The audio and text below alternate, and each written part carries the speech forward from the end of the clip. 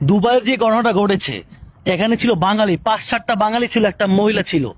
এই মেয়েটাকে যে পরিমাণ শাস্তি দিছে তার প্রস্তাবের। তো এই ভিডিওটার সাথে সবাই আপনার পরিচিত। ইতিমধ্যে ভিডিওটা ভিউ হয়েছে 3 মিলিয়ন, রিয়াকশন আসছে প্রায় 1.5 লাখের মতো রিয়াকশন আসছে। আর এই ভিডিওতে হাজার হাজার ভিউজ পরিমাণ কমেন্টস আসছে এবং আমাকে ডিরেক্ট মেসেজ দিয়েছে, আমাকে অনেকে নাম্বার পর্যন্ত দিয়েছে, ভাই ভিডিওটা আমার লাগবে, ভিডিওটা আমাকে দেন প্লিজ প্লিজ। এই ভিডিওটা আমি আজকে বানানোর কারণ হচ্ছে যে আপনারা আমাকে সবাই মেসেজ করতেছেন, ভাই আমাকে দেন আমাকে দেন আমাকে দেন। ভাই আমি তো কাউকে ভিডিও দেওয়ার জন্য বানাই নাই, তাই না? এটা একটা মেয়ের মান সব নিয়ে কথাবার্তা। আমি এই ভিডিওটা তো কাউকে দেওয়ার জন্য বানাইছিলাম না, আমি একটা প্রতিবাদী ভিডিও বানিয়েছি।